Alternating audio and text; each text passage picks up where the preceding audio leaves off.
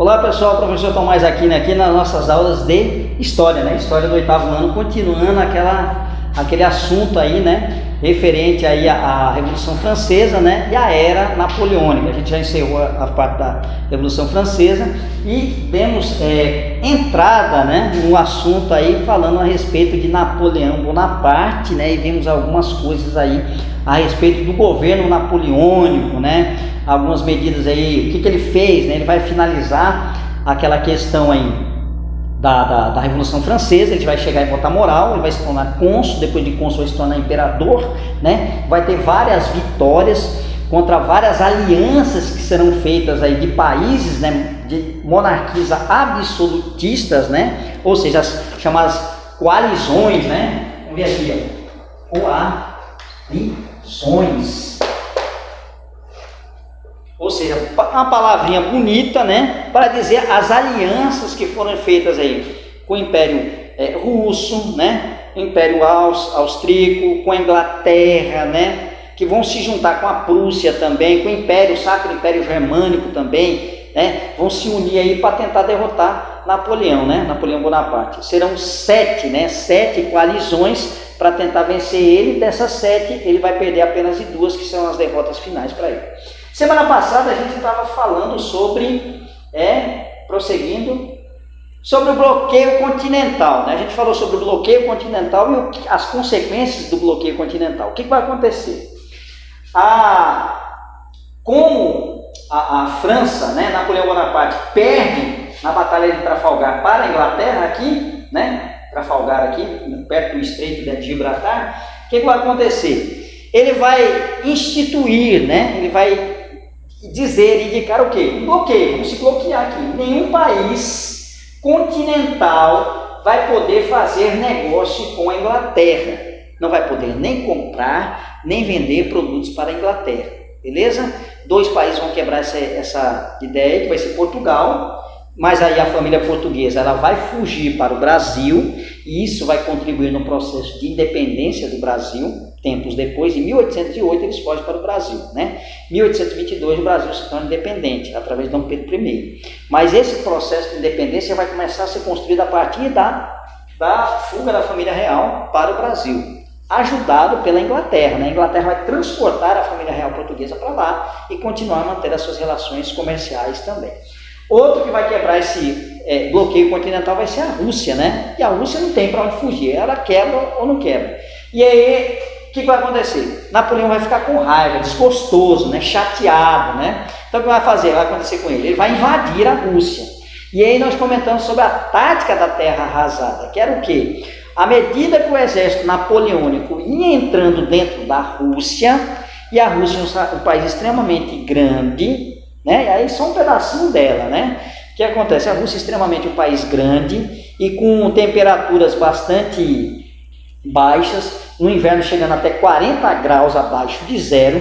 O exército russo ele vai deixando, né, que o inimigo francês entre dentro do seu território e usando a tática da terra arrasada, ou seja, os campos, as plantações, a cidade, tudo que ele pudesse pegar, tudo que o exército russo pudesse pegar como abastecimento, como mantimento, ele pegava e levava, e o restante ele destruía. Então, quando o exército francês começava a entrar, achando que estava vencendo ali a situação, ele ia pegando a terra totalmente destruída. Ele falou assim, a gente não precisa nem conquistar, destruir. Quando chega a Moscou, né, a capital da Rússia, o czar, né, que é o título do imperador de lá, ele não vai se entregar também, beleza?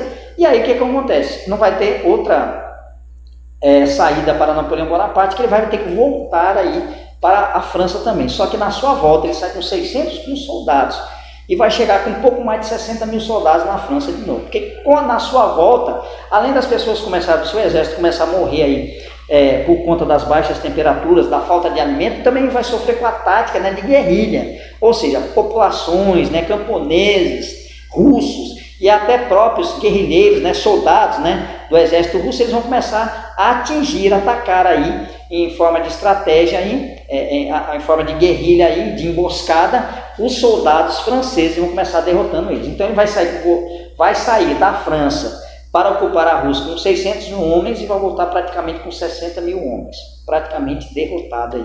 A primeira derrota, a primeira baixa aí do de Napoleão Bonaparte, do imperador já era o imperador Napoleão Bonaparte. Beleza, pessoal? E aí, as outras nações, né, as outras coalizões, né, coalizões aí vão perceber que poderiam vencer Napoleão Bonaparte. Então vão se juntar novamente e vão começar a investir aí em campanhas militares contra Napoleão Bonaparte, que já está meio que fragilizado. Não só por isso, mas por outros acontecimentos também.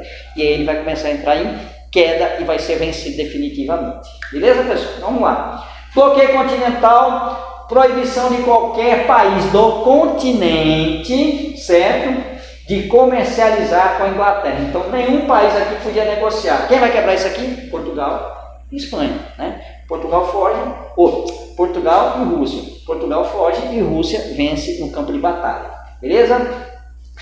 Rússia quebra o bloqueio continental. Portugal foi invadido pelos franceses e a corte fugiu para o Brasil. Quando a França chega a Portugal, o rei Dom João VI já tinha fugido da família real e toda a riqueza que existia ali em Portugal para o Brasil. Então praticamente ele pegou uma terra vazia, apenas com a população portuguesa. E para não perder a viagem, volta, invade a Espanha e deixa o irmão dele, José Bonaparte, tomando conta da Espanha. Beleza? Bom, é o que temos ali. O irmão de Napoleão passou a governar a Espanha a partir de então. Prosseguindo, pessoal, olha só. Aí a gente vai ver a queda de Napoleão, né? Como é que vai se acontecer, como é que vai se desenrolar a queda de Napoleão Bonaparte? Napoleão passou a ser criticado pelos franceses. As campanhas militares de Napoleão, além de ter um gasto muito grande, ela causava aquela certa inimizade, né, com os países ali em volta, né? Alguns países, como a Áustria também, já estavam sentindo cansaço de toda hora estar brigando, guerreando, né? Despesas com o exército, despesas, campanhas militares, deslocamento de soldados, de suprimentos, de armamentos, vidas humanas sendo perdidas, ou seja, então já estava se cansando daquela situação. Não só os países que estavam sendo vencidos que se juntavam para vencer Napoleão e perdia, mas também a própria população francesa começou a se desgastar com toda aquela situação, certo? Bom, aí o que vai acontecer? Vai ter uma revolta, o trono da Espanha volta para os espanhóis, né? O trono da Espanha volta para os espanhóis novamente. Outra coisa, a Rússia voltou a negociar, né, com a Inglaterra, isso aí vai fragilizando, volta aquele processo de negociação após a derrota, né? Antes mesmo da derrota lá napoleônica para os russos, já começou a se desenvolver um negócio. Aí, a partir da derrota aí que eles começam a negociar mesmo. E aí pronto, aquela questão do bloqueio continental, que é um embargo. O que é um embargo? Bloqueio e embargo praticamente é a mesma coisa. Embargo é essa proibição que tem de qualquer país ali aliado ter relações comerciais, né, de compra e venda com outra nação. Quem sofre muito com isso aqui é aqui na América, América Central, na região da nossa América, é justamente Cuba, né, que sofre o embargo dos Estados Unidos e que nenhum país, aí, quase nenhum país da América pode fazer comércio com os cubanos, né? Beleza? Conflito Rússia e França, Napoleão perde para o inverno russo, né? Tem aí, vocês vão ver aí alguns professores de história dizendo aí que Napoleão perdeu para o general inverno, né? Ele vai perder para o inverno russo, beleza? 1914, Inglaterra, aí a coalizão aqui, aquela aliança que eu falei para vocês. 1914, Inglaterra, Áustria, Prússia, Alemanha, né? A Prússia que virá a ser a Alemanha futuramente. E a Rússia invadem a França. Em 1813, Napoleão vai perder, né? Uma das suas batalhas, a segunda batalha que ele vai perder depois da Rússia, ele vai perder. E aí, em 1814, ele vai ser invadido aí pelo exército dessa coalizão aí, vai invadir. O que vai acontecer com Napoleão? Napoleão é enviado, né? Exilado, vai ser enviado para a ilha de Elba, né? Ali próximo da Itália, ali no mar Mediterrâneo, ele vai ser enviado para a ilha de Elba e vai ficar lá por um tempo, né? Recebendo uma pensão, né? Tal, aquela coisa toda, depois se torna governante ali da ilha de Elba, mas aquilo ali era muito pouco para ele. Então ele vai fugir da ilha de Elba e vai voltar para a França, para governar a França novamente. Então, olha só, ele é vencido, é derrotado, é preso, é enviado para um exílio na ilha de Elba, consegue fugir e volta para a França para governar novamente. Olha só, como foi o processo aí napoleônico, né? Prosseguindo. E olha só, aí vem a derrota definitiva de Napoleão. Ele vai governar, mas não vai governar por muito tempo não, apenas 100 dias. O governo dele vai ser um governo de 100 dias, certo? E aí, novamente, se formará uma outra coalizão, ou seja, uma outra aliança, né, desses países aí que eram monarquistas, né, absolutistas, que viam a ideia república, né, de república, um representante que não era mais hereditário, que tinha que ser escolhido pelo povo, que deveria governar por um curto período de tempo. Eles não viam isso aí com bons olhos. Claro, se eu sou rei, eu sou monarca e tenho meu governo vitalício, a partir do momento que eu vou tomar posse do trono até a minha morte eu vou governar, por que eu vou querer trocar esse sistema de governo?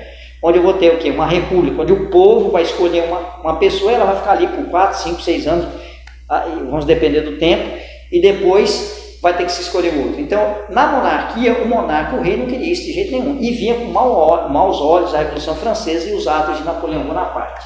Beleza, pessoal? Então, olha só. Em 1815, Napoleão foge da ilha de Elba e volta para Paris, né? E governa a França por 100 dias. Nessa coalizão, na batalha, né, de 1815, na batalha de Waterloo, entre França e Inglaterra, ele é vencido definitivamente. Então, o que vai acontecer? Napoleão perde a guerra e é enviado para a ilha de Santa Helena, né, onde fica até a sua morte em 1821, morrendo mais ou menos aproximadamente com a idade de 51 anos de idade. Se eu não estou enganado, ele morreu com 51 anos de idade. E aí tem muita especulação, né? Muito, será foi aquilo outro, muito estudo dizendo a respeito da morte de Napoleão. Ou que ele tenha enlouquecido, ou que ele tenha se suicidado, ou que ele tinha, né, ficado doente do estômago, pegado um câncer ou alguma coisa assim, ou sido envenenado, né? Ou que ele tenha sido envenenado aí, nesse período aí, né? Um tipo de veneno aí que não deixava sinais, né? E aí conta-se essa ideia aí que ele poderia ter morrido dessa forma, beleza? Mas é o seguinte, o exílio dele na ilha de Santa Helena vai ser até a sua morte em 1821. O que vai acontecer? As nações aí, a Inglaterra e outras nações, elas vão assinar, né, o Tratado de Viena, né? Vão assinar o Tratado de Viena aí na Áustria. O que vai ser a ideia desse Tratado de Viena? Vai devolver todos aqueles territórios, todas aquelas áreas conquistadas por Napoleão aos seus países de origem, né? Então o terreno que foi conquistado por Napoleão, que estava nas mãos franceses, na mão dos franceses, vai devolver para quem? Aos seus reis, né? Aos seus reis absolutistas. Então, aquele território pertencente à Prússia vai para o rei da Prússia, vai para a Prússia novamente. Aquele território pertencente à Áustria vai para o imperador austríaco, volta para a Áustria novamente, né? Aquele território, o território da Espanha, vai voltar para os domínios espanhóis, tá certo? Então, tudo isso aí. Sim, pessoal, os governos de 100 dias de Napoleão, só um detalhe aqui. O retorno, me lembrando de monarquia, me lembrei o seguinte, o retorno do governo na França vai ser um retorno monárquico, vai ser uma monarquia novamente na França. E quem vai assumir o trono vai ser Luís XVIII, irmão do rei decapitado na Revolução Francesa, né? Luís XVI, vai ser o irmão dele, Luís XVIII. Só que ele vai ser um rei que não vai conseguir resolver as coisas. Então, quando Napoleão volta, o rei foge, beleza? Não é decapitado nem nada, ele apenas foge, certo? Ou seja, então, existia aquela ideia do retorno novamente da monarquia, né? Ou seja, a monarquia era um sistema de governo muito presente, muito forte, que não queria perder o seu espaço, beleza?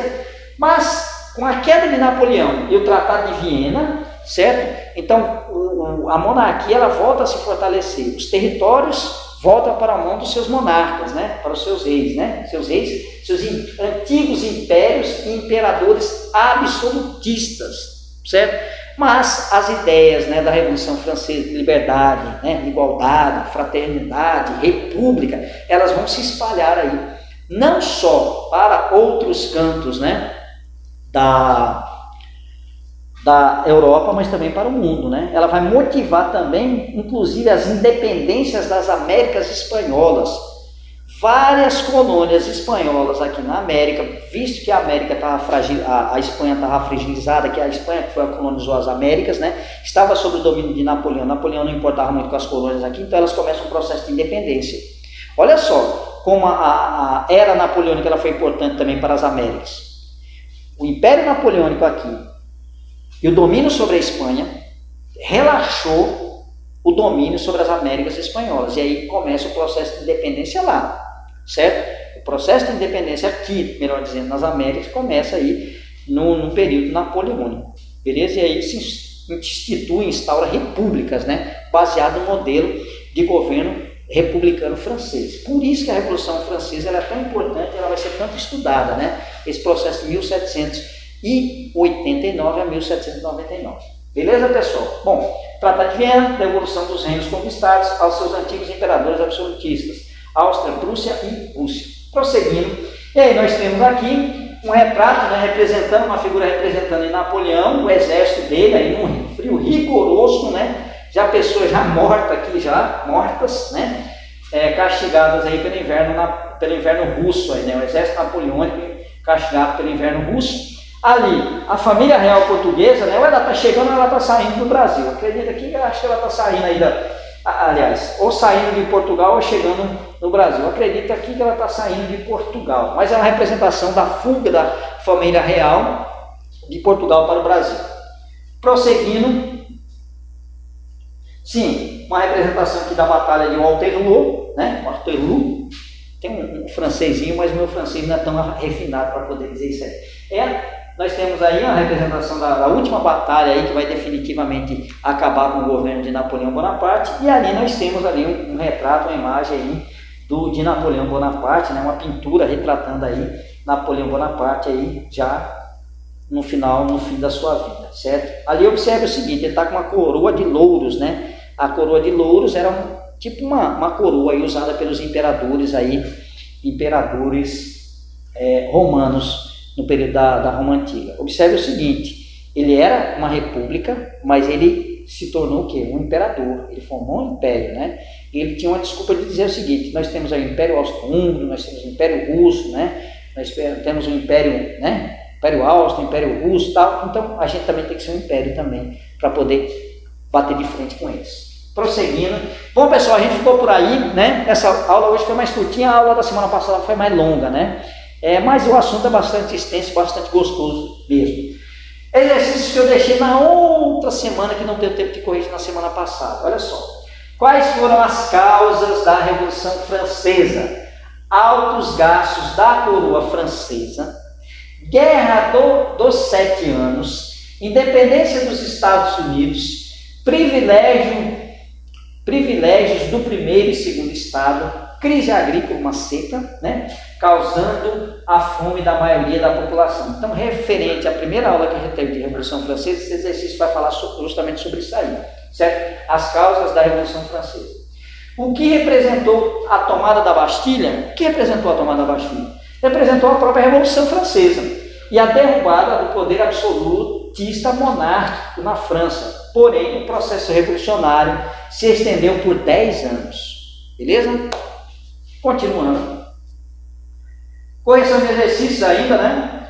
O que foi a Declaração dos Direitos do Homem e do Cidadão? Cite um artigo. Foi o primeiro conjunto de leis que procurou universalizar os direitos fundamentais do homem e do cidadão, né? Direito à vida, à liberdade e à propriedade privada, entre outros. Aí eu separei um artigo aqui, né? Artigo 1º. Os homens nascem e são livres e iguais em direitos, né? As distinções sociais só podem ter como fundamento a utilidade comum. Quarta questão, como estava dividida a sociedade francesa antes da Revolução e quem eram os responsáveis por pagarem os impostos? Em estamentos, a sociedade francesa estava dividida em estamentos. O primeiro estado, o clero, o segundo estado, a nobreza e o terceiro estado, o povo. Esse último era o que realmente pagava os tributos, os impostos. Prosseguindo, e aí os exercíciozinhos que a gente separou aí para você. Também não deu tempo de a gente deixar semana passada, mas já estou deixando essa semana aí para vocês brincarem com ele, certo? Qual a principal consequência das conquistas napoleônicas para o Brasil? Né? E aí? Qual a principal consequência? O que foi o bloqueio continental e qual país rompeu tal bloqueio? Né? 2 romperam, né? Mas teve um que rompeu aí, eu queria saber desse um aí que rompeu. Quais foram algumas das medidas estabelecidas pelo Código Napoleônico? Quais as medidas as medidas da política, quarto, né? Quais as medidas da política educacional napoleônicas?